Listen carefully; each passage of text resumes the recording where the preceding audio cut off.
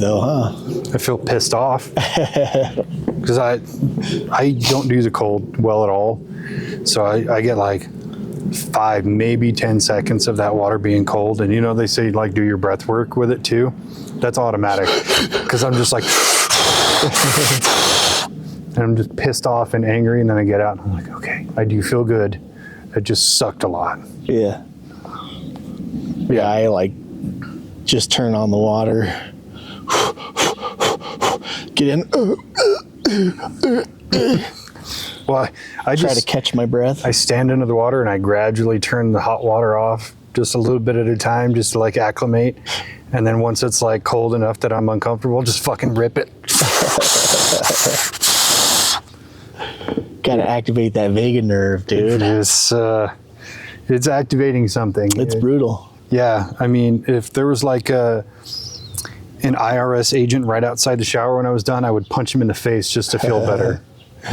What's weird is like especially now that it's been getting warmer, is I kind of look forward to it when especially like on days or nights, on our night shifts. I wake up and it's a little bit hot in my room. Mm-hmm. I feel a little bit sweaty from sleeping, and then I just go in there. It actually sounds nice, and then you get in, it's like, it fucking sucks. Yeah, the people who do like the cold plunges every day, my hat's off to you. Yeah. That shit's rough. Yeah. I'm such a bitch. Anyway, doctor, we're gonna freestyle it.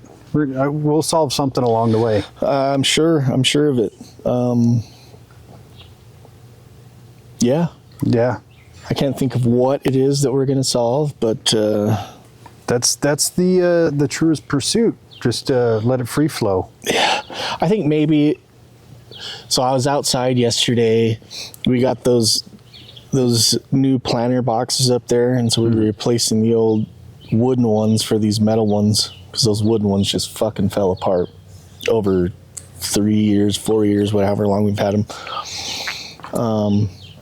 But it was nice and warm yesterday, and it was sunny, and I got a little bit of a sunburn yesterday, and I think that I'm just like feeling extra cold today from it, because it's like 20 degrees cooler today than it was yesterday. Man, the last few days have just been beautiful outside. Yeah.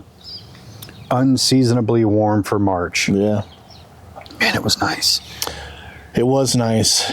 And so I was like, I'm going to go outside, do some yard work, get some rays, dude, listen to some conspiracy theories, and end up getting burnt like a dummy. I know. I've been going on walks. There's a park just down the street from my house, and they have like a nice long track and no music or nothing. Just go on walks and collect your thoughts, and it's just like recharging my Kryptonian batteries. Yeah. Now I'm a little depleted because I don't think I left the house at all yesterday. What was it? Oh, Sunday. Yeah. Yeah, it was super nice outside yesterday. That, and I think since I've dropped a whole person worth of fat off of my body, I just feel cold all the time now. It's weird. Like I haven't felt cold in like 10 years. You know what's funny is the other day Jordan said that, you look slimmed down, and it was funny he mentioned that because a day or two before that I was kind of scrolling through the TikTok channel and like looking at all the older videos and stuff like that. And I kind of compared like one of the older videos to one of the newer videos, and it's like, God, Spencer did a great job, man. Like, still working. So my goal was initially I wanted to get down to 225, where I started at like, where I initially started, I was at like 342, and then lost some weight, and then started gaining some weight back. So I started again at like 323, and then I was trying to get down to 225, and I was trying to do it by my birthday, but I didn't make it quite. But I'm at like 236 right now, so I have like 10 pounds to go to my... Fucking proud of you, bud. Thank you, sir. You've done good. It's been... it actually hasn't been too bad. Yeah. Now that I kind of learned what my body likes and what like I want to eat and what I need to eat. It's been actually kind of, really, it's just like a daily thing of like telling myself, I'm just doing this now, you know. Yeah. This is just the way it is. It's not a diet. It's like a different way of thinking about food and like. Yeah, it's having a healthy relationship with food is a lifestyle. Yeah.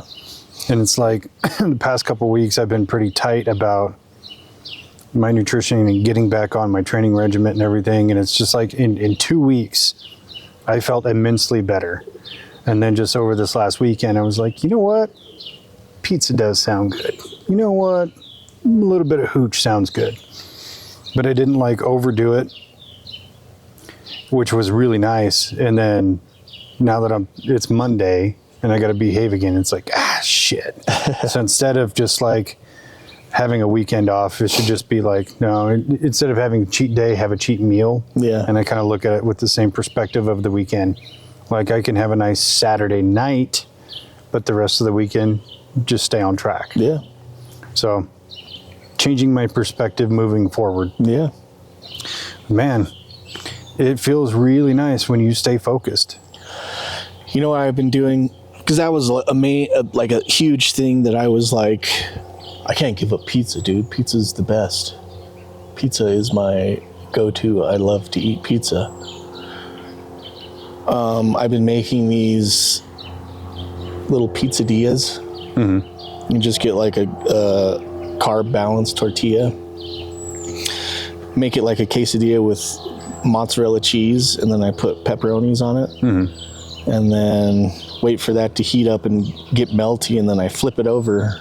Toast those pepperonis. Toast the pepperonis. Get all that grease out. And then flip it back over, and then put marinara sauce on it, and then just roll it up. That fucks. Yeah. I used to make cauliflower crust pizzas. Those are good. If you can do it right, it's really good. Yeah. But I want to do it again, but instead of doing it the way I used to do it, I'm going to actually try putting them in a waffle maker. Yeah? Just really get all that moisture out. Because that's like the kicker. It's not the flavor. The crispness of the crust. Yeah, and it's like, because you got to cheesecloth the shit out of that to get all the water out. But it's like there's always just a little bit left. So maybe if I put it in the waffle maker, really just toast all that water out of it. Yeah. It's either I think it's Costco. They have some cauliflower, like frozen pizzas that are actually really fucking good. That we've gotten quite a few times because I like to eat pizza.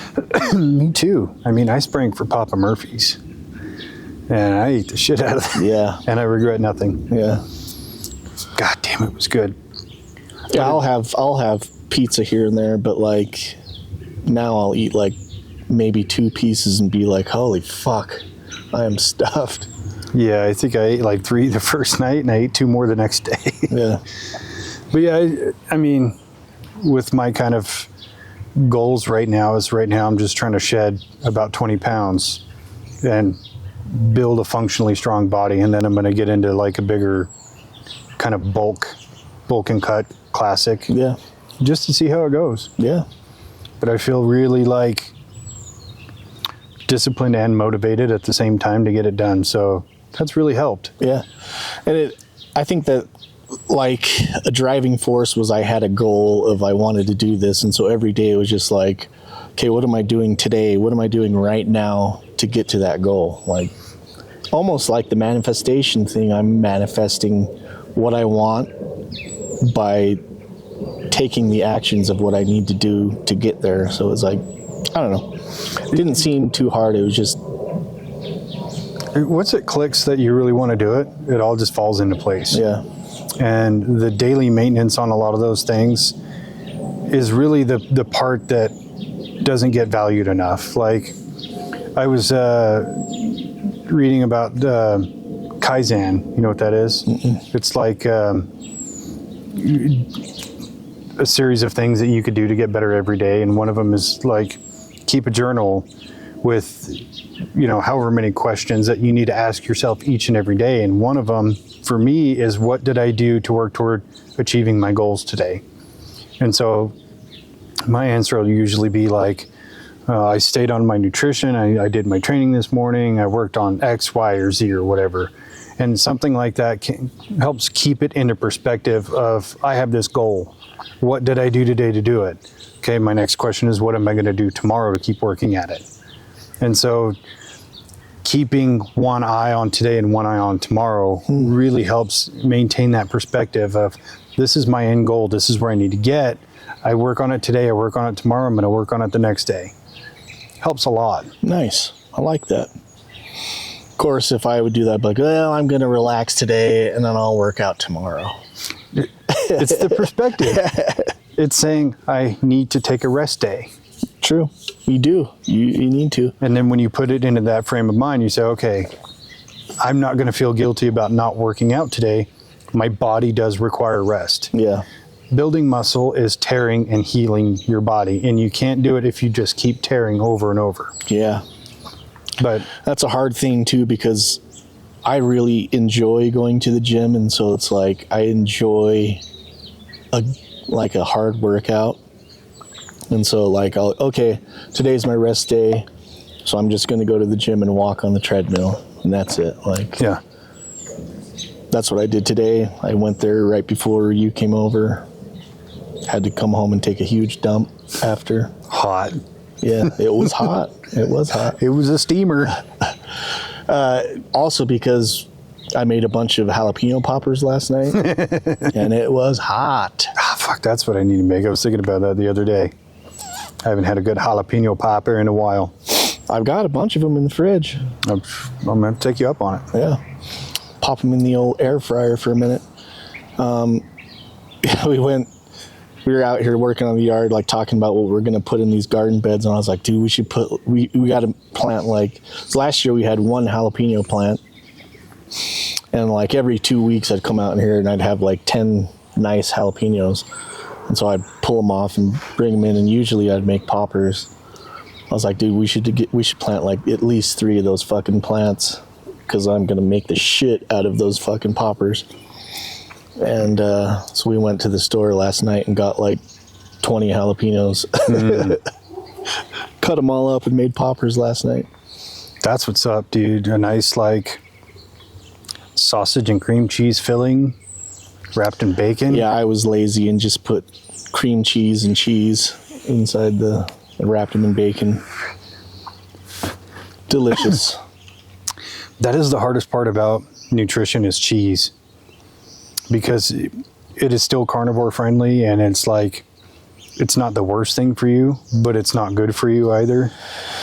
Has a lot of fat. I in my journey, cheese was a big part of my getting fat. And so it was like, I would eat cheese with it. I would just eat like pieces of cheese, or like those little Happy Cow.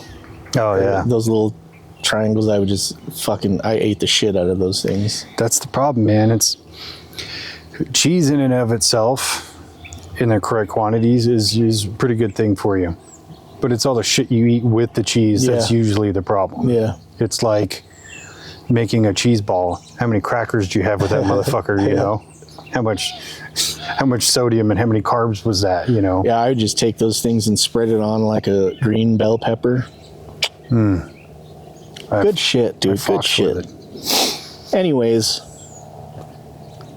don't want to make this whole thing like fucking a food thing. I think maybe we're just hungry. We were talking about food in the last. Could be. One thing that I do want to talk about. So we went to the bar the other night, a couple weeks ago, and we had a drink, and then we were just had some wings or something, and then there was a couple. We were sitting like at the bar at the bowling alley over here, and there was a couple kind of sitting in the corner, and we were talking to the bartender, saying something, and the the guy like commented on what we were talking about. And so I started talking to the guy for a minute, and turns out that he's like on the city council here. Mm-hmm. And he was talking about like zoning and shit like that. And somehow we started talking about, I mentioned something about like aliens, or until the aliens come or whatever.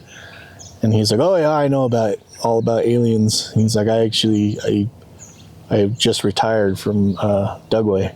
Oh. I was like, really? And so I was like, he's like, yeah, there's, I was like, yeah, I know all about Dugway, you know, allegations and stuff. I was like, in fact, I have a podcast. Me and my buddy have a podcast. We've done episodes on Dugway and how it's Area 52. And he's like, oh yeah, most people don't even know what Dugway is. Mm-hmm. Talking about it a little bit, I was like, hold that thought, man. I want to come back and talk to you. I got to go take a piss, though. Went to the bathroom, came back out, and they were gone.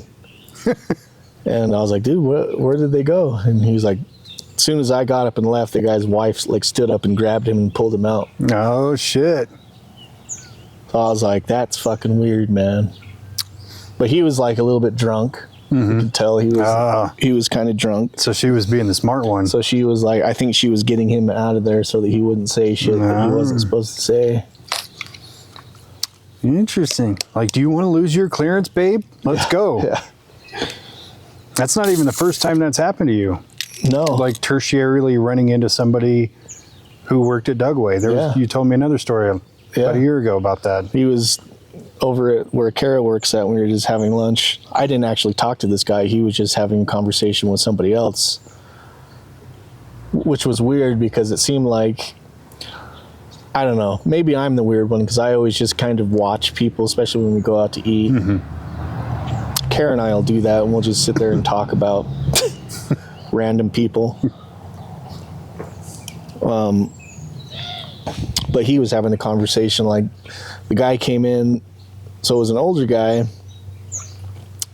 who was there, and he was sitting by himself, and then this other guy came in, and like the guy stood up, shook his hand, and they kind of talked for a minute and then sat down. So it looked like they didn't really know each other, like they were just meeting. Mm-hmm.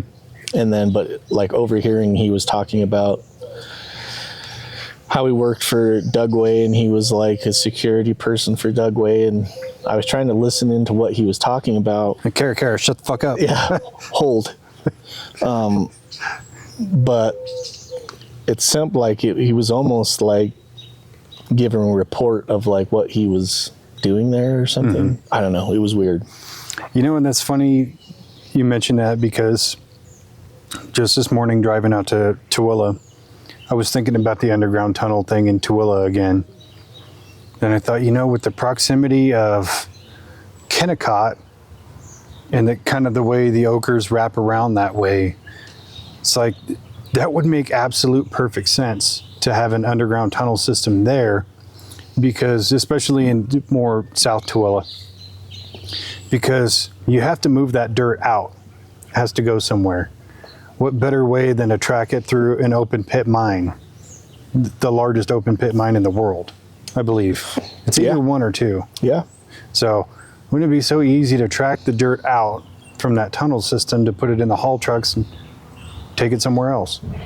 Makes sense. And, you know, that's where probably a lot of people who work at Dugway live out in Tooele.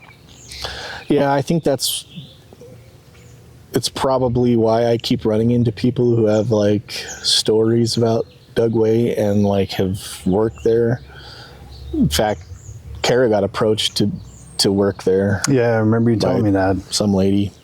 But I had thought it was just a weird thing that I should share with you. I was actually going to tell you the day after, but I totally forgot until just right now. Yeah, I'm working on the car. Precedence there. Yeah, we, I guess we should say it now that we are mechanics, master mechanics. Fucking doctor of mechanics, man. Fucking just keep adding that resume. Yeah, I got in the car and was driving it. Like I drove it the next set of shifts to work, and then the check engine light came back on. I was like, fuck. So I ran the code on it, and it was that cylinder 2 again, misfiring. So I was like, okay, I've changed the spark plug, I changed the fucking gaskets, I've changed the ignition coil. The only thing left in that thing to do is the connector injector. So I was like, fuck. Had to take it all the way apart again. Not the caps off of there, but like that whole section. Had to take that apart and take the fuel rail off to get to the injectors. But replace that one injector. Perfect, dude. I dig it.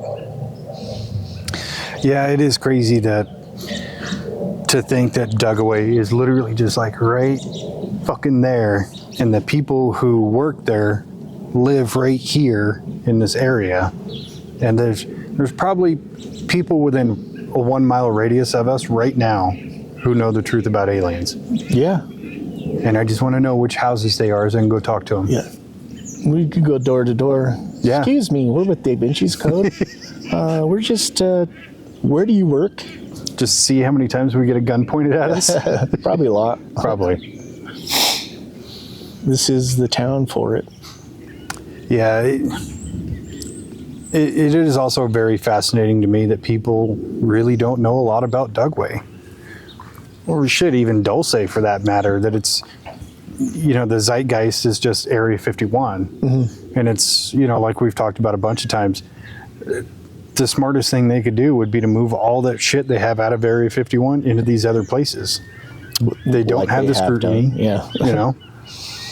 Well, yeah, move everything out and then put all of the information that we get out, like gets put out, is about Area 51. So it's like everybody's focused on Area 51 so that all these other places can operate still without being looked at. Yeah, it's that soft disclosure, seed of doubt kind of thing. Yeah. Like where even the government says, yeah, Area 51, Groom Lake, S4 is a real place, but there's nothing there. It's just, you know, an Air Force base. Yeah. Which you could totally be now. Probably is. And now they're not lying. Yeah. But for the last, 40 years, they were. Yeah. Well, longer than that, but...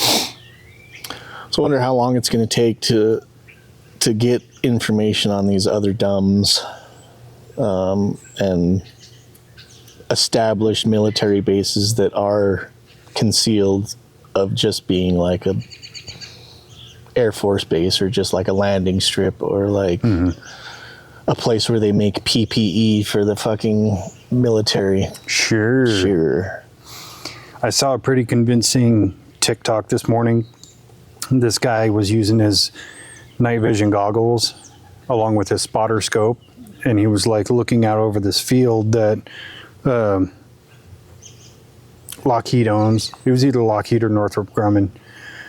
But yeah, there's like this aircraft of some kind. It's kind of shaped like a helicopter, but there's no movement on it. So it's like a stationary helicopter up in the sky, and it has this beam that's shooting down on the ground. It was very convincing. I should have sent it to you. I'm sure I'll come across it again. But I was like, yep. At that point, they're not even hiding it. If a civilian can get close enough with a store-bought spotter scope, they're not hiding shit. Yeah. Yeah, they could take that shit out into the Nevada desert where there's no civilian population for 100 miles and do it there, but they're not. Yeah. They just don't care anymore. Yeah, the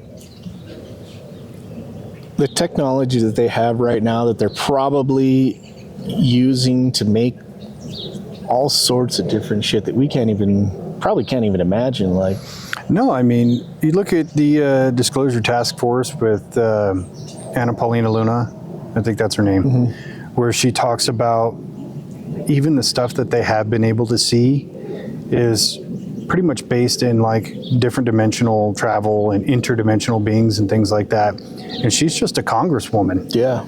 And so imagine what they're really hiding from her. Yeah. And if she knows that much, that it's like, we're only scratching the surface. It's just the tip right now. Yeah. So I don't know, man. If disclosure ever really happens, I don't think the collapse of society, as they talk about, will come from like religious downfalls. It'll come from the fact that there's technologies we cannot wrap our minds around. Yeah, I think that we're past the point of just getting the tip on disclosure. Like, give us some shaft, baby. Yeah, just a couple inches. We're ready. We can take it. We don't need lube. Just go. Just spit on it. Fucking give it to us. Yeah. No, I think that so many people, just regular people, already like think about or know about aliens being a real thing, and it's such a popular thing or a pop cultural phenomenon that like most people are aware of it, and most people for the most part accept that it's a real possibility. Like, we're past the point of like just dating the idea of we're pretty married to it at this point. Yeah. Not just us or conspiracy theorists as a whole, but the general populace. I don't know anybody personally who's actually afraid of the idea of aliens. Me neither. But I think a lot of it just comes from our relationship with it in pop culture. In the same way we look at like paranormal stuff, we think about it as scary or evil, and it's like, that's not really what it is. We just don't understand it. It doesn't mean it's evil or malevolent. It just means we don't have the breadth of concept for it. Right. Is really all it is. Right. Yeah, and that's why I thought that when I sent you, I told you to watch that documentary. Dude, that was so fucking good. Yeah. I can't remember the Haunted Lodge. Haunted Lodge, yeah. And it's on Prime.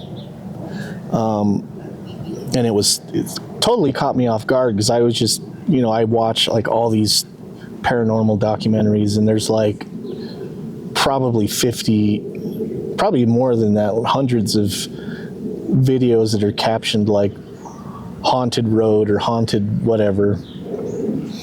And so there was just a video that I was watching, and starts out as an average paranormal investigation video, and then all of a sudden takes a turn into like something that I was definitely not expecting. No, and I'm really glad you didn't tell me what it was, because when you were like, did you get to the part with the medium? And I was like, ooh, something's going to happen. You're like, yeah, there was a twist I wasn't expecting. My mind immediately went to like, oh, maybe there's going to be some kind of like real tangible evidence of paranormal, or it's going to have like the strangest backstory you've ever heard of. I did not expect it to be fucking aliens. Yeah. And so when she was talking about, oh, they're aliens. Wait, what? That makes perfect fucking sense. Well, I was watching it, and then I got up and I was doing something in the kitchen, and then Kara was sitting there just kind of scrolling on her phone because she thinks those shows are kind of boring. And I have to agree to a large part. And so I came and sat back down, and so I'd missed like maybe 5 or 6 minutes of the introduction of this psychic medium lady and what she was doing. And so I was like watching it, trying to catch up, like, and Kara's like, so what, now they're alien ghosts? And I was like, no, I don't think so. And then like she started talking more about aliens. I was like, what? Wait, what? And I had to rewind the whole thing back to the beginning of that part, and I was like, oh yeah, I guess so. Yeah. See, I was having a hard time with the medium at first, because like her predictions in the car, and like, oh, I drew this sketch and blah blah blah. I was like, it's too neat. Yeah. The package is just too tidy for me. And then she was talking about the aliens. Okay, changed my mind. I believe her. Yeah. And then they go out into the field and they're watching those things almost akin to the the Bledsoe stuff. Chris Bledsoe. Yeah. And the orbs and shit, yeah. The little light orbs was like, why? No, hold on. Don't fucking cut back to them. I don't want to see them. I want to see that. Yeah.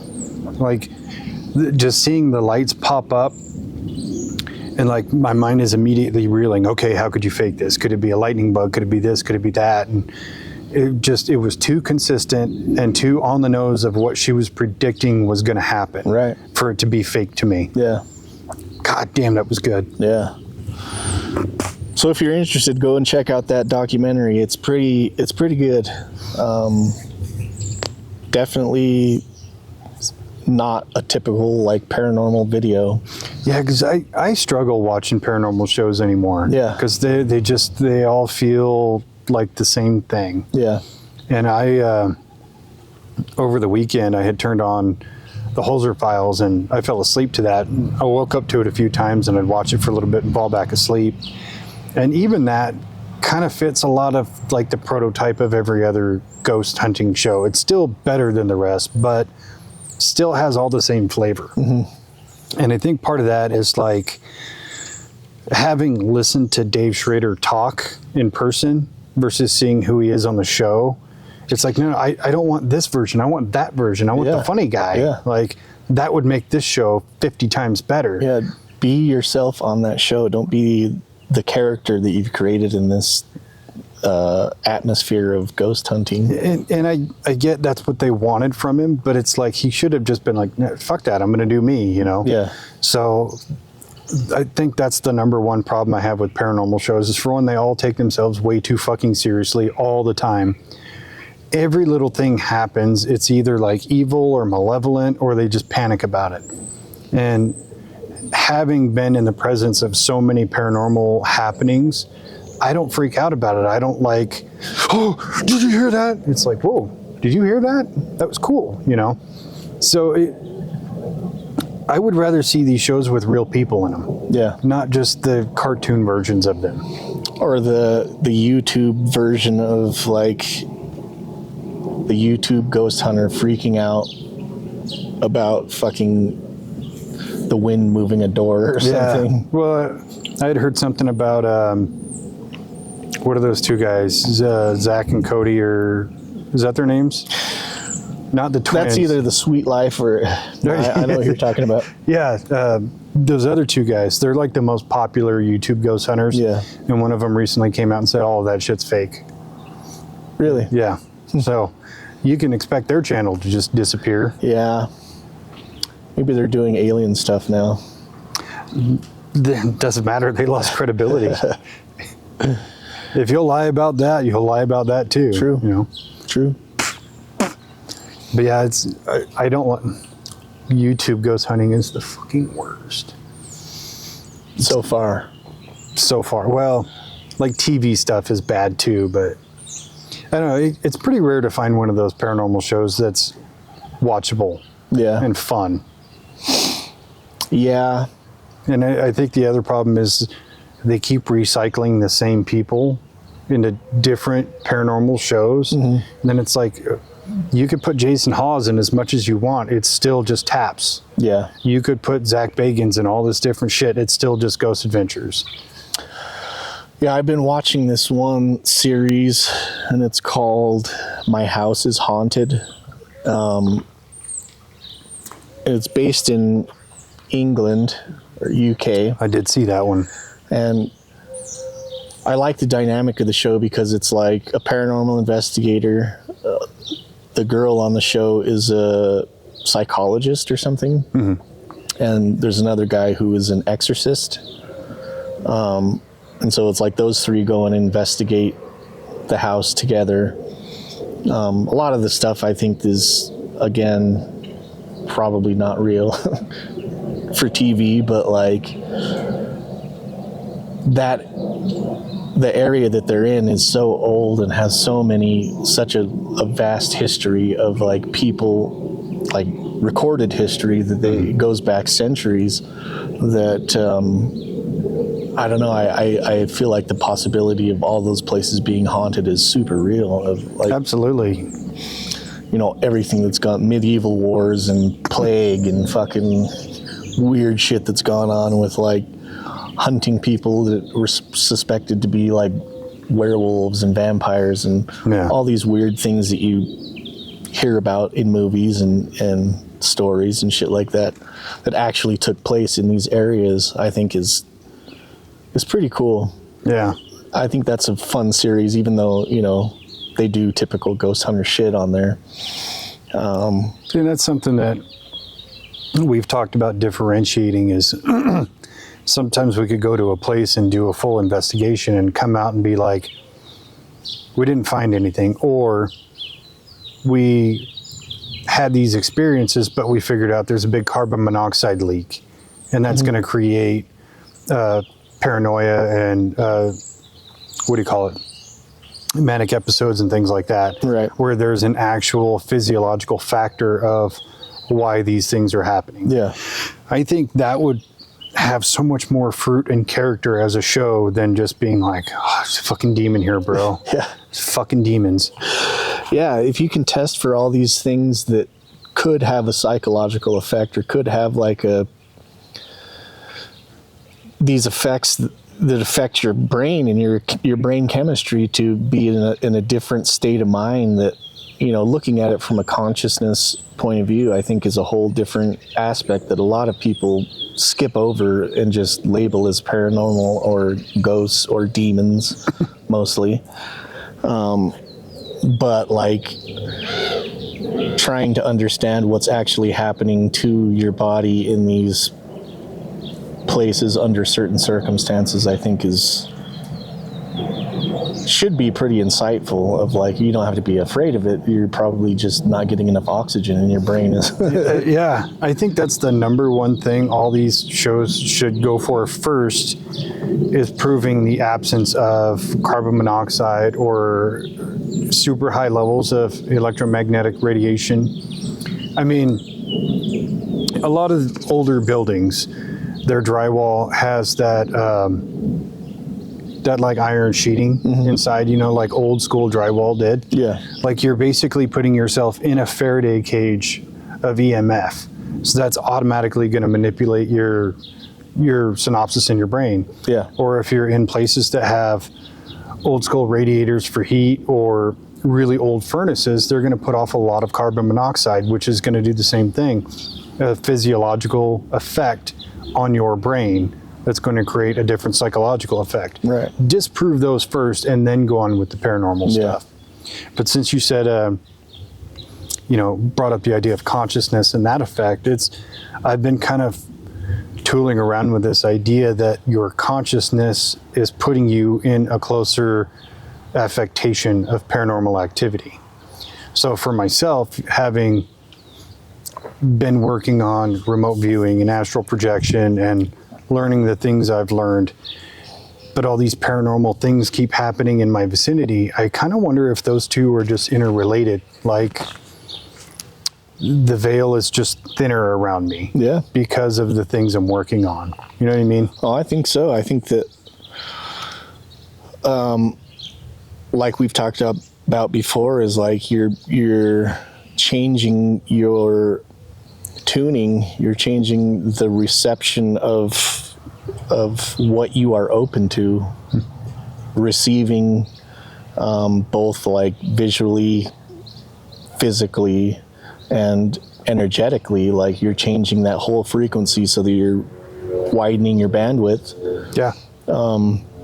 Just by doing these exercises in like remote viewing and meditation even, especially if you're doing it at your house, you're kind of training your brain to be more open. So I think that definitely, for sure, well, and I think part of that is just manifestation of you have to become the thing that is able to receive the thing you want. So I have to become more attuned to accept paranormal things to happen, and therefore they happen. So they just go hand in hand between consciousness and paranormal activity.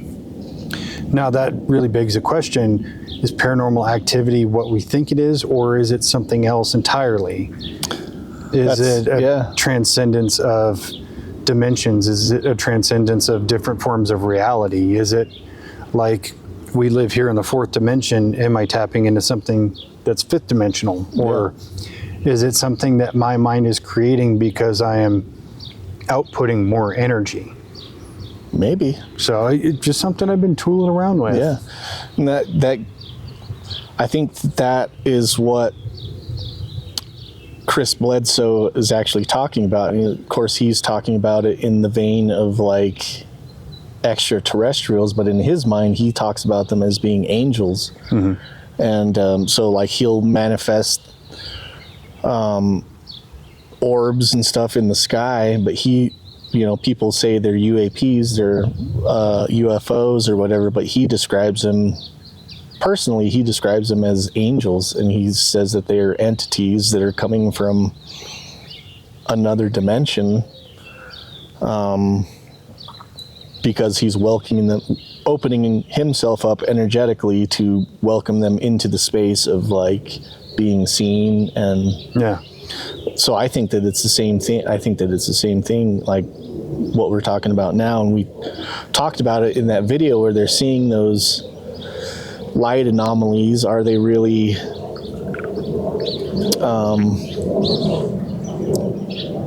what do we say, that they're these things that are coming through from another dimension, and the energy that's produced while crossing through there creates like a visual rip in the tear of like space-time, or like the energy is shown in a streak of light or whatever. Yeah, because there has to be, for every action, there's an equal and opposite reaction, where traveling through the fabric of space-time would create some kind of chemical or electrical reaction that would be visible in multiple spectrums. Yeah. So it makes sense to me. One of his other predictions is when Iran and Israel exchange missiles, the orbs will show up, stop it from happening, and awaken everybody. So maybe that's what's going to happen on Easter. Maybe. And there's just going to be one big orb, and it's going to be a white guy with a beard. And he's like, I am the Messiah. I was here before I left to go to space real quick. And, last time I was here for like 3 days, and I needed a break. You guys are too much. Now I see these missiles flying. I don't think it's very kosher, peeps. He's like, also, can we stop with the pedophilia? I'm like, seriously? Actually, let me just go through zap, zap, zap, zap, zap, zap. Anybody else want to do it? Okay, cool. That'd be cool. That'd be awesome. Yeah. Unless he would, he did all that. He's like, oh, by the way, I hate to tell you guys this, eating steak is a sin. Then I'd be like, go back to where you came from, fucko. I don't see steak as being sinful at all. Have you seen all the shit that's going on in Ohio? No. So there was, essentially it was an airburst meteor. Really? Yeah. They said it was 6 or 7 tons, but it streaked over the sky, and it popped over the sky of Ohio.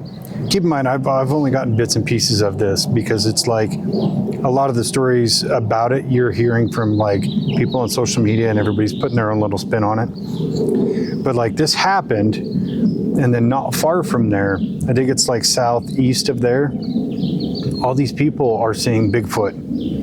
Tons and tons of sightings. In fact, I saw some videos, and I was like, this is pretty legit. Like, I'm having a hard time discrediting these. Some of them are like, you see the Bigfoot just walking across the field, and he's walking like, what's her name? Mariel, you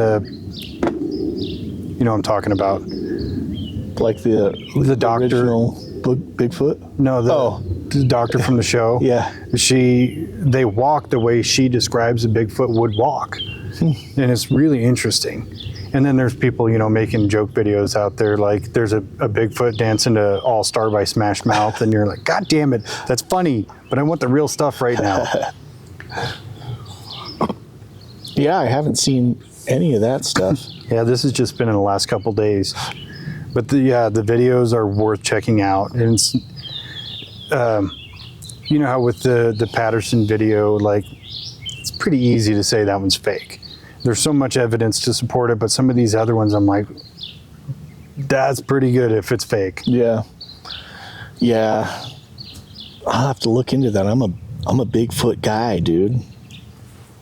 But my consumption of social media the last couple of days has been Red Shoes and Palisade, or what is it? Bayside. Bayside Mall, yeah. I think it's really weird how this whole algorithm thing works. Like, my feed will be something, and to me, it's like everybody is aware of this, like, because it's such a big thing across my social media feed. And then, like, I'll talk to Stitch about something, and he's like, "Oh, I haven't heard anything about that." I was like, "You live in fucking Tooele or something? You live under a rock? You live above one of those fucking tunnels, Yeah. dummy." So I think it's just really bizarre how we, as people who consume social media, get pigeonholed into these things that are like we're probably interested in because we're consuming the social media, the videos that are coming out. But like, everybody has their own little Niches. things, niches that they know about or like are getting fed. It's just strange to me. It is strange. I've been paying a lot more attention to it lately than before, because I've been kind of running these little manifestation experiments, right? And so I found the times where my algorithm shows me shit I really don't want to see, and I find myself just endlessly scrolling. That's time for me to stop. Put your phone down, do something else. And then there's times I go on there and I don't have any particular thing that I want to see or pay attention to. I'll get put right into a rabbit hole of something. Case in point is this Ohio shit. I got on my phone the other day and it was just like, I'm going to scroll TikTok for a minute, just feeling drawn to do it. Pick up my phone and I'm getting all this Ohio stuff. Like, ooh, keep it coming. And then sometimes when I feel like I'm just doom scrolling because I'm bored and I just want to consume something stupid, I get all this alpha male shit, right? And then there's times where I'm kind of feeling my emotions and, letting things pass through me in a way. And then I get fed like all of this Carl Jung and Alan Watts stuff. And it's very consistent on each of those scrolls. So it's been kind of a fun little experiment to see, like, to measure my mood and what I'm thinking about, and then go scroll and see what it is. Because I don't think our phones are like reading our brains. I think that really is just a keyframe of manifestation. What you put out and what you're willing to receive is what you'll get, as long as they're aligned together. Yeah. Actually, come to think of it now, most of my feed has been people working on cars. See? But I've like YouTubed probably 50 or 60 different videos on how to do shit like on a car. So that could just be feeding into my profiles that like, ooh, this guy's interested in working on cars. It's very well explainable with that. But it could also be that you worked on a car, you felt accomplished, and you kind of want more of that, like, dopamine you got from it. Yeah. You know what is also weird that I noticed? That, like, people who enjoy working on cars usually drive Fords. There's a direct parallel there that has nothing to do with manifestation. It's because Fords suck. Yeah. Bro, check out my Fox body Mustang. Listen to this rev.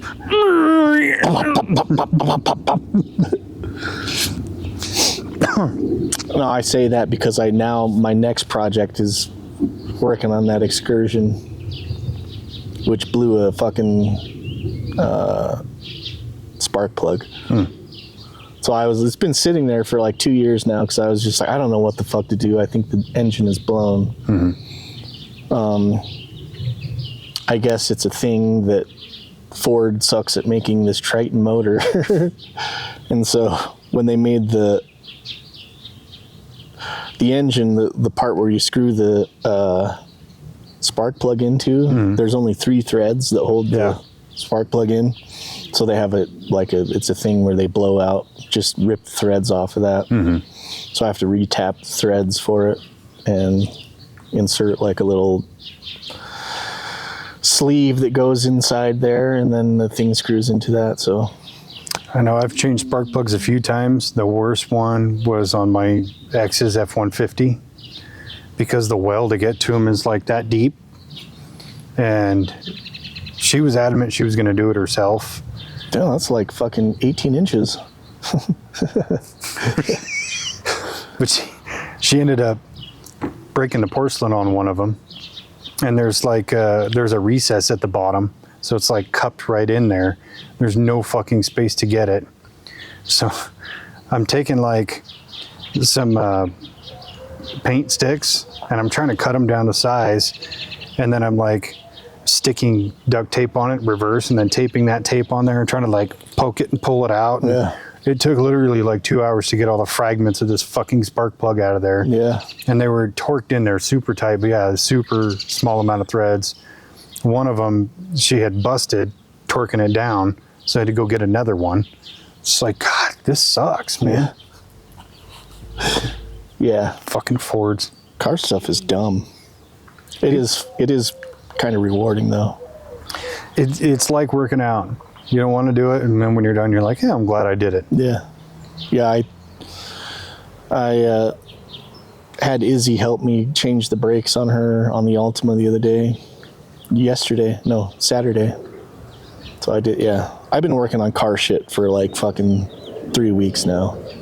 No, I got to do my brakes too, and it sounds terrible. Fortunately. If you want to get him, I'll help you. Well, my dad's a mechanic, and he's got all the shit in the back of his work truck, so we'll probably just tackle a whole axle at a time and be done in like 2 hours. Yeah. I just got to spend, $300 fucking dollars to get brake pads and rotors. Yeah. Tight. That is tight. Not really. Not really. No, it's the other thing with manifestation I was going to bring up is this probably happens to you just like it probably happens to everybody. You ever think of a movie or a scene from a movie, and then within like 2 to 3 days, that'll pop up in your social media feed? Mm-hmm. Just like that. It is our own subconscious manifestation creating that reality for us. I got to make a vision board, dude. I think that's an experiment that I'm going to try now. Make a vision board of stuff to manifest. See how it works. Even if it's just on social media. Start small. Proof of concept and then go bigger. Yeah.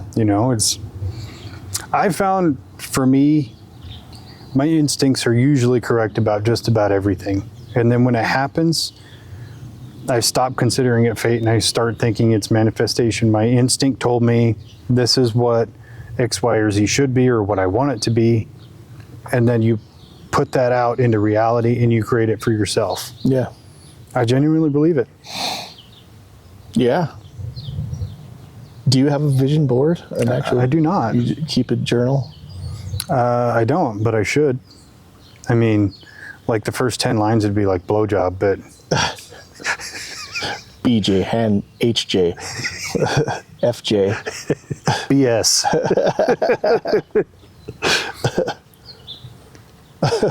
I really should try that. Because I'm not like a goal person to where I put out like, okay, these are the goals I want to accomplish. I do typically think kind of short term, or in terms of like projects. I don't want to take on projects that are going to take 5 or 10 years of my life. I want to take on a project that'll take me 6 or 8 months or something. Yeah. So that I can accomplish that and move on to the next one. Because I always have a bad habit of I accomplish one thing and then I'll ride that high for a long time and not pursue anything else and just kind of tell myself, look at this thing I did. Look how, you did that 7 years ago. It's time to move the fuck on. So that's kind of why I try to have shorter term goals like that. Yeah. Maybe breaking, isn't that what they say? Like the goal of like a lot of people we'll make these big goals, but not break it down into like these smaller chunks of like this goal to this goal to this goal to this goal to this bigger thing that they're working towards. Maybe that has to be part of it. That's should be part of it, I guess. I think so. I mean, I think about like my goal of wanting to make short films, right? I can give myself my entire life and I will never make one that is perfect, ever. No matter what, you'll always find something that you're unhappy with or whatever. Instead, break it into smaller chunks to where I can follow it from one step at a time, okay? I'm gonna write this movie. That's step one, okay? I got a draft. Now I'm gonna send it off to a few people to review. And then I'm gonna take their criticism and I'm gonna make another draft. And I gotta go through that a few times. And then I have step 1 through 5 is done. Draft 1 to complete draft. Cool, that's a big chunk of that is done. Now step 2 is like the cinematography aspect of it, scouting a location, casting people in it, getting all the pre-production stuff done. All right, cool, that's another big thing that's done. Step 3 is the production, go out and film it, go shoot it, go do edits and recuts and all that. And then the next step is to edit it and then put it out. Like, so it is a series of steps to get to one end goal. And in that end goal, I for myself have to accept it's never ever going to be absolutely perfect. Put it out the best you can and then move on to your next one. Yeah. So that's the way I have to break it down. Because if I go like, this is my starting point, my end goal is way the fuck over there, I don't want to do that. Yeah. It's like running on a track versus running a straight line. That straight line, you're going to go, God, that is so fucking far away. I don't want to do that. But running on a track, you're just in circles. And then you go, oh shit, I finished. I did my 3 laps. I'm good.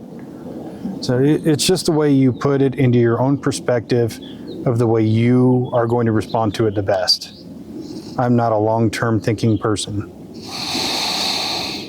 Yeah, me neither. I can hardly think about like what I'm going to do for the rest of the day today.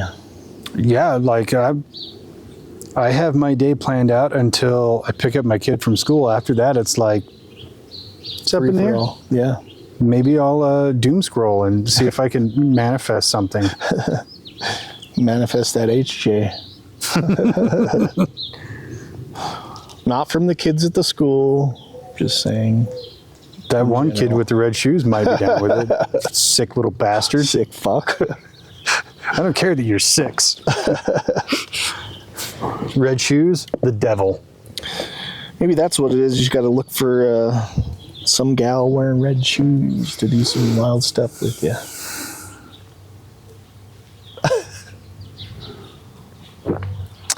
I mean, I'm not going to put any arbitrary lines on what color her footwear is, but if that's the ticket to guarantee go for it, sure. Yeah, she'll invite you over for dinner.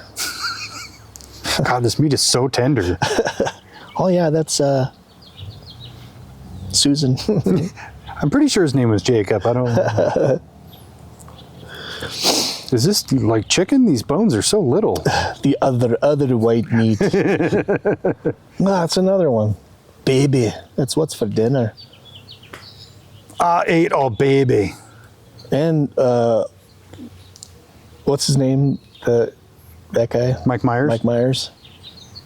Like, he's talking about the secret societies. Pantaveret. The Gettys. The Rothschilds. Sean Connery's And he's got birthday. another guy that's talking about eating babies. What does Mike Myers know? And his name is Mike Myers, guy that kills teens. Yeah. Now I'm going to be racking my brain later. Like, where's the significant shit in Wayne's World? Yeah. Like, where's the nod to the sick shit? Yeah. I mean, he does talk about the shady shit getting into the music industry. I got it. When he makes the joke about Chinese food, the cream of some young guy. What's going on with Mike Myers? Mike Myers, you sick bitch. Changed my mind. I don't want any more fucking Shrek movies. God, people are so awful. Yeah. Yeah. Anyway. Did you ever watch that show on Netflix, the Pantaveret? No, I didn't. No. Is it decent? I don't know. I was expecting it to be more funny, but I don't know. It's about like the secret society, the Pantaveret that he talks about in So I Married an Axe Murderer, and like a secret agent infiltrating this secret society. Oh my God! It's like we just talked about that. Yeah. Only with an actor. Yeah. See, I guess we can't do the copyright on it. Somebody already did it. I can't remember what the guy, he might have been. Yeah, I don't know. It's been a while since I watched it, and it wasn't that great. But did you watch that Into the Manosphere documentary? No, not yet. When you asked me about it, I had seen it on there, and I was going to watch it one night, but I can't take this right now, dude. It's funny because the way I get sucked into it is got to be like akin to the way someone will watch like the Real Housewives of Salt Lake or something, you know, because it's extremely low end entertainment. But I was really racking my brain about it last night because I watched a bunch of shit about it yesterday. I never watched their content. I watch other people talking shit about them. Yeah. And I think that's the part that I enjoy is because these people are fucking clowns, right? They'll tell these outlandish stories and they lie about literally everything. And I'm fascinated by that because how can you be so delusional that you can tell these outright lies about literally everything and then think that you're just the coolest dude? It's because that's so polar opposite of my own perspective. It's intriguing to me.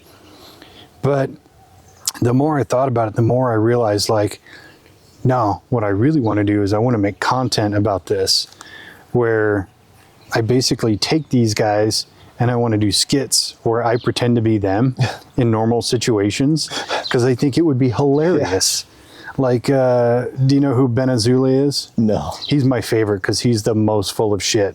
He has like 92 different backstories, and it's actually funny because he's a convicted sex offender, but he acts like he's this great, amazing alpha, and he is the Messiah, and yeah, it's so fucking funny. Yeah.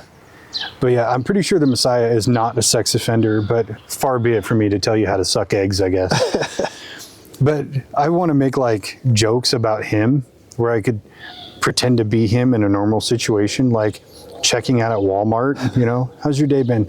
Oh, I got up and I did 18,000 reps of bench press for 4,000 pounds every rep, and you know, or like have a Wes Watson freak out about the simplest shit. My fucking shoe came untied, fuck!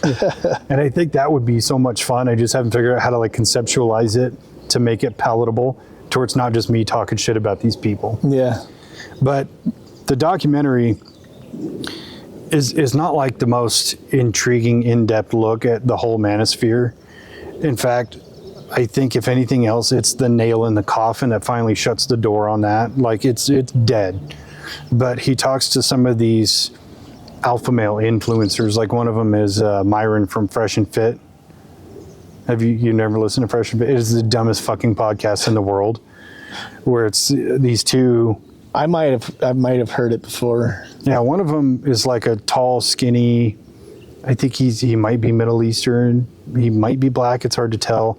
And then the other guy's like a shorter black dude, and they both think that they're God's gift. Okay, yeah, I know who they are. Yeah, and they'll bring women on just to like bash them and treat them like dog shit. Yeah.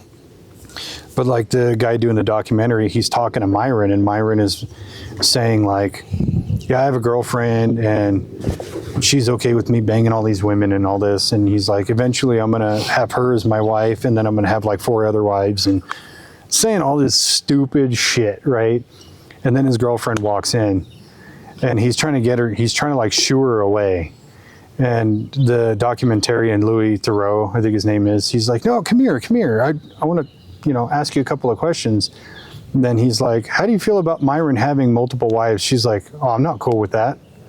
And then Myron's like, yeah, just go in the other room. And it's fucking hilarious. And then he tries to like backpedal all the shit he just said. But all these alpha males, they all do the same thing, and they all instinctively think this dude is trying to create hit pieces on him, and he's not. They do it themselves. Yeah. And it's fucking funny as shit. Yeah. But it really is like the end point for the red pill manosphere culture, and thank God. I kind of wonder, like, how much of these manosphere guys are in the process of trying to manifest themselves into these things that they talk about. Like, I know half of it is like mentality is key. So it's like, if you put yourself in the mentality that I am this badass thing, that person image, then I will eventually become this thing. And they just let that overtake their whole personality, and then all of a sudden they're saying all this wild shit that they do, and they start believing their own lies. I think a lot of them genuinely do. I think a lot of them have like BPD or something, or some kind of paranoid schizophrenic psychiatric breakdown in their mind where they are this different person that they are not. Yeah. Especially with like Ben Azule talking about all of his different backstories. Yeah, when I was 13, I got jumped by 30 dudes and they couldn't take me. Or I worked for the Russian mafia, or I was in a counterterrorism unit for 10 years. And legit, his stories are fucking outlandish. And it's hilarious because you're looking at him and you're going, this dude believes this shit. It's bonkers. Yeah. And he talks about, I am the single greatest fighter in the world. Bitch, I've never seen you fight nobody. Huh. He's one of those people, if we had him on the podcast and he started talking like that, it'd be like, let's fight right now, you and I. I just got to see. I don't care if I get my ass kicked. I don't think that's the way it's going to go. But, well, I think maybe part of it is because all of them are on fucking steroids. Yeah. That it fucks with their psyche. Yeah. I can't imagine taking something like that and expecting to operate normally, like a normal person with that, like those extra hormones coursing through your veins. I know how much testosterone and like just being a normal teenage kid fucked with my brain. Like, oh yeah. You know, can't imagine taking a huge dose of that and then thinking that like my brain is functioning properly. Yeah. Well, there's one of them I was looking into yesterday, and it was really kind of a heartbreaking story. This kid, I think he's like 18 or 19. His name is like Clavicular. But he's this looks maxing influencer. Do you know what that is? Yeah. I only learned this yesterday, where he's doing all these different things to try to looks max. And one of them is he's been taking testosterone since he was like 13. And his body can't even produce it anymore. He is completely infertile. He was taking meth to keep his face tight. He's looking at a $35,000 surgery to get a new jawline and shit. That one I'd be down with. I'd love to have a nice square jaw. It's not going to happen. But it's sad to watch these people that they're so broken mentally that they become these characters to try to compensate for who they really are not. Yeah. It's kind of scary. It is, and that's something that's being perpetuated on social media all the time. Like, how much influence people put on like looks or like, I don't know, just dude, be whoever you are. Just be that person. I think if you are a genuinely good person and you have a wonderful personality, whatever your looks are, you can get a +2. Yeah. Which is why I'm a solid 4. Me too. Solid 4 inches. Wow, dude. Got fucking double what I got. I'm saying that's when it's solid. No. Yeah, I got the reverse problem. It's 10 inches soft and 2 inches hard. Contraction is a real bitch. No, dude, I can confidently say I've got 10 inches if I start counting right here. Yeah.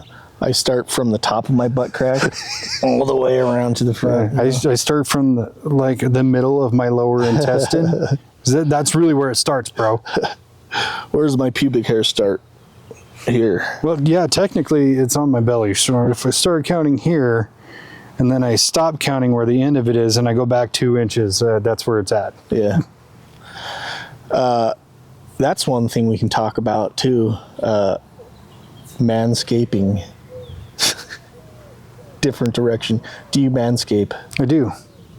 Even though there's nobody looking in that particular direction, but I think manscaping goes beyond just your pubic region. You know, the back of my neck gets hairy, back gets hairy, neck, cheeks, and everything else. I think it's all part of the same paradigm. Yeah. Do you? Yeah, more so recently. So when we did the Summer Ween,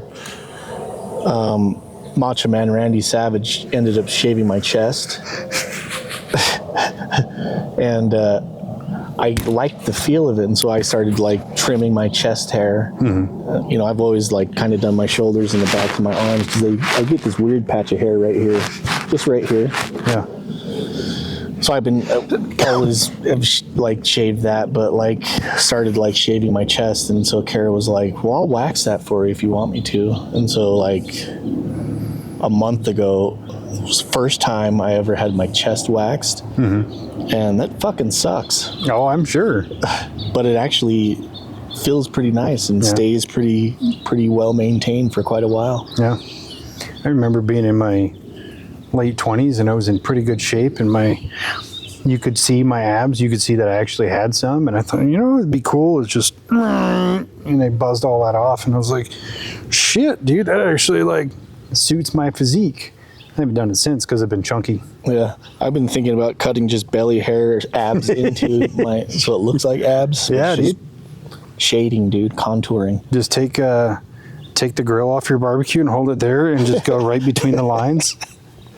Let the hair be the definition. Damn, you got a 24-pack. Yeah. Used to be a keg. Yeah, dude, I've been body doubling as Alan Richardson on Reacher, so. That guy, holy shit, man. He does some gym stuff, I guess. He's pretty yoked. I actually saw a clip of him this morning beating the shit out of some guy in his front yard. Like a real? Yeah, like a real thing. Really? Yeah, I didn't look too deeply into it. I couldn't even tell it was him. I looked at the caption. It was like, Alan Richardson thinks he really is Reacher, and he's like punching this dude in the face. Oh, okay. Yeah, maybe he deserved it. Could have. Who knows? Richardson seems like a really nice guy. Yeah. Did you watch that movie he just did, War Machine? I haven't seen it. Huge piece of shit. Really? It's so bad. Oh. It's I don't know. I wanted to like it. It's just not good. That's too bad. Yeah. Well, the last movie I saw with him in it was that like World War II movie. Oh, The Ministry for Ungentlemanly Warfare? Yeah. He was so fucking good in that. Yeah. Carved the dude's heart out. Yeah. He was like a fucking monster in that movie. Makes that Superman guy look super small. Dude, right? And Henry Cavill's a big guy. Yeah. He's bigger than I am. But yeah, he looks fucking tiny compared to Richardson. Yeah. Look at this puny guy. Puny Superman. You're Superman? Anyways, just thought I'd have to share that whole waxing situation. It's about time I need to do it again, but it hurts. Got the little pricklies? Yeah. Have you seen that hair removal spray?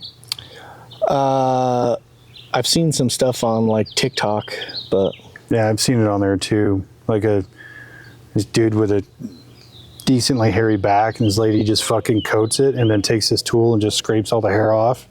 Like that. That's cool. yeah, I could use that. I could do my back.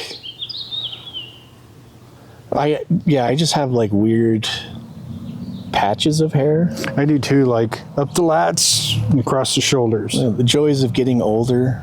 You just like sprout hair in weird places. Got hair coming out of your ears and nostrils and shit. Yeah, dude. Every time I clean up, dude, I take those clippers around the ears. And That is one thing I would highly recommend is waxing your nostrils. I've always wanted to. Oh man, it actually doesn't hurt as bad as you would think. But like, first time I ever did it, I actually have to do it again soon. But the first time I did it, like I ripped them out, and it's like a fucking bumblebee on the end of the stick, just like fur everywhere. But like, I felt like I could breathe for the first time, like, oh my gosh, that's what breathing feels like? That's amazing. Pure oxygen. Would recommend, totally recommend. Just try it. I've always been worried too, because I get a bloody nose so fucking easy that it's like I'm worried if I do that, I'm just going to start gushing blood. It's just an innate fear. It's stupid. I remember when I was younger, I was watching a talk show and Jerry O'Connell was talking about he had to take like pills and Rogaine and shit to grow a mustache for a movie. And then he's like, it was gross. I got hair on my back and stuff. And then somebody was like, you have hair on your back?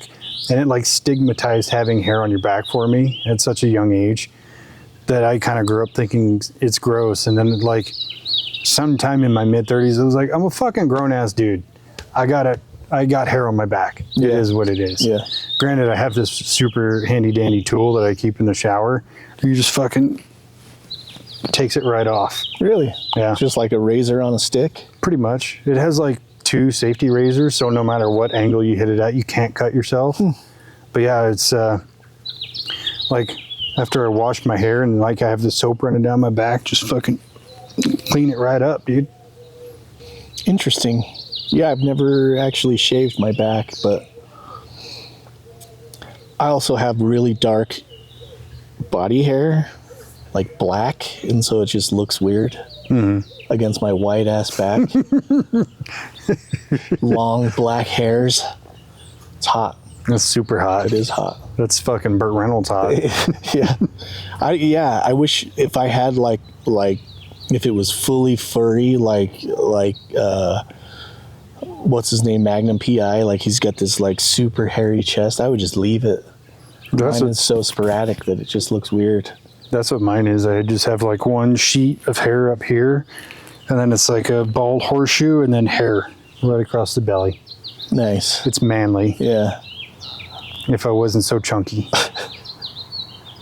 But it's kind of weird too, like my arms, I have hairy arms up until here, and then it's all bald. Huh. Or even my legs, like I have hair that, because my pants or even my coveralls rub, I have a couple spots that are bald. Yeah. And then it's like, I'll have a hairy thigh, and then nothing, and then a little bit. You got like hair socks? Yeah, kind of. It's like, yeah. Pretty much. But I also have like the tops of my feet and the tops of my toes are hairy. My knuckles are hairy. You're just going to make it like super cool thing to be really hairy. I think it is, man. Like, we're going to manifest furry season. I can't call it furry season. Yeah. Man coat. Yeah. Ooh. Something. But you look at the dudes who were like the sex symbols from like the 60s up until, you know, like the mid 90s, like they were naturally hairy dudes, you know. You think about that awful picture of Burt Reynolds in Playgirl magazine where he's bare ass naked laying on like a bearskin rug and he's just got something covering his dong. This guy's fucking covered in hair, but that was sexy to women, you know. And in this day and age, I have to say I've never seen that, but gosh, I've seen it a bunch of times, dude. Like Burton Lee Reynolds, huh? Burt Reynolds.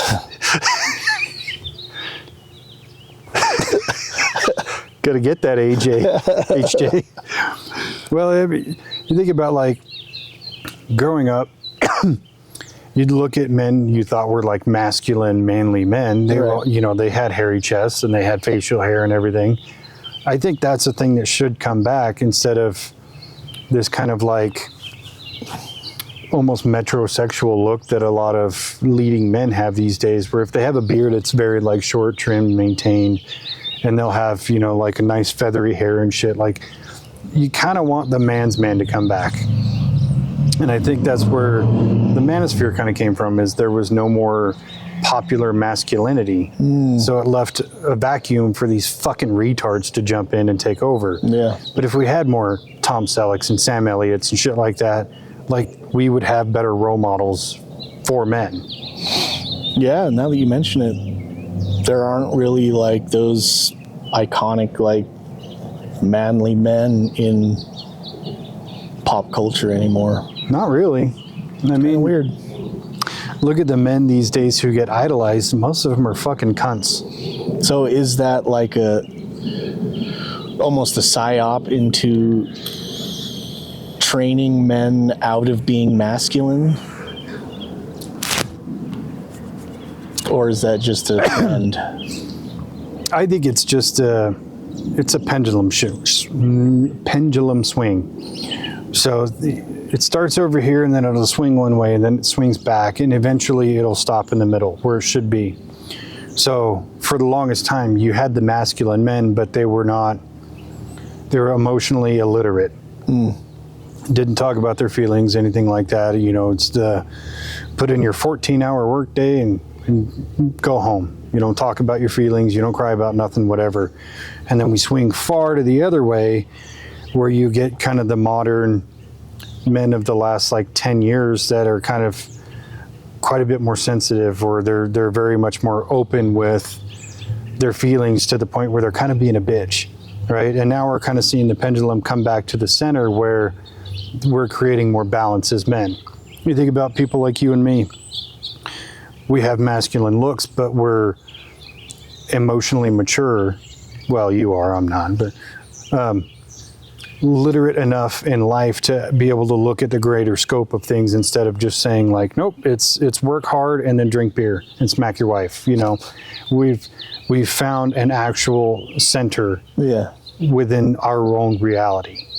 Yeah, hopefully that's a trend that's being normalized nowadays. It seems like it's, you know, most of the regular people that you talk to on a day-to-day basis are just normal people who like are within that vein of like both dealing with like men having emotions, and especially with men our age that have kids and families or whatever. It seems like people are more conscious or able to talk about dealing with their feelings or dealing with all their stuff. Hopefully that's a trend that continues. I think so, and I think that's just part of that pendulum swing, where as it comes back, it comes away from the kind of side where it's too much and we're taking it too far. Now that we're coming back, it's like we can still do this, but we have to do it reasonably. And the same goes for kind of everything. You look at like the Me Too movement, where we went from very oppressive to like incredibly empowered, but now we're coming back to this point where, okay, we have to root out truth and justice, and we have to treat everybody fairly. You know, where it was like, even during that Me Too movement, you had men coming out like Terry Crews saying, oh, this producer grabbed my dick. But then people are still being oppressive about it, like, walk it off, champ. No, he was being assaulted. Yeah. Would you want some dude grabbing your dick? I wouldn't. No. I mean, I'd probably just smack the guy in the mouth and be like, keep your fucking hands to yourself. But that's part of the shift in coming back to the center of, you know, nobody should treat anybody like this, and if you are a victim, speak out and you will get help. You know what I mean? Yeah. So should anyways. Yeah. Or even through the vein of like UFOs, UAPs, and aliens, where for a long time that stuff was stigmatized. Like, you're fucking crazy if you talk about this shit. You're an idiot if you believe that's true. And it kind of swung all the way to the other side, where it was like every conspiracy theory is true. Now we're coming back to the middle, where we're having disclosure and people are able to have reasonable conversations about it without there being fear or trepidation of being labeled crazy or a conspiracy theorist. Now you're just a theorist. Now you're just questioning reality. Yeah. That's what we have solved today, is that you just got to continue to walk that center line of like, yes, there's one side that's crazy over here and there's one side that's crazy over here. So if you keep it centered, walk the line, baby. It's true. I mean, it's even people who over invest in politics, where you're one side, you're super conservative, or the other side, you're super liberal. And I think we all kind of swing back and forth as we age. But when you kind of settle down into the center, you go, both of you fuckers are assholes. Mm-hmm. Like, let's go with just logic and reason here. Yeah. So, yeah, you just stay in the center. Stay in the center lane. That's You've heard it here first, folks. Dave-Inci's code have solved it again. Dude, why don't you guys just start writing in shit you want us to solve? We'll just start cracking them out. Yeah, we can do like 10, and they're pretty. We nail them out pretty quick. So yeah, sometimes inadvertently. Yeah, we're just talking about shit, and then it's just like boom, boom, boom, boom. Yeah. All we have to do is come up with the problem and find the solution. It's true. Manifest that shit. Put it out there. Yeah, I think we solved it. Yeah. We'll call it there, Doctor. Doctor. Later, Tater. Goodbye.